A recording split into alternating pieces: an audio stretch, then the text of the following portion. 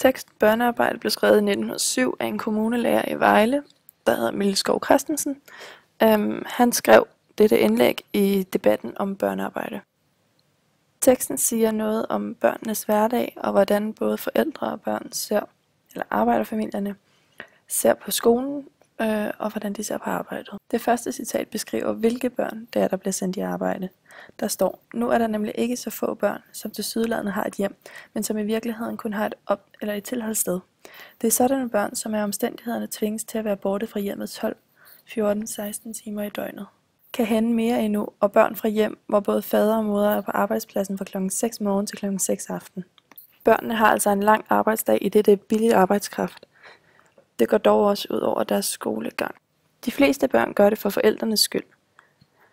De ved, at hvis de tjener penge ind, eller jo flere penge de tjener ind til forældrene, jo bedre mad får de, og jo mere mad får de, og jo bedre tøj får de at tage på.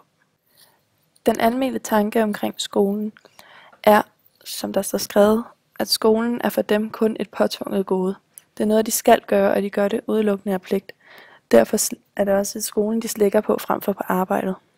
For jo mere tid de bruger i skolen, jo færre timer er der til at arbejde, og jo færre penge bliver der tjent ind. Mille Skov Christensen er selv imod børnearbejde.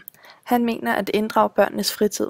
Til sidst skriver han: for en ret linser og en daler havde man afkøbt ham hans ret til at være barn, mens det var tid og mens det var dag.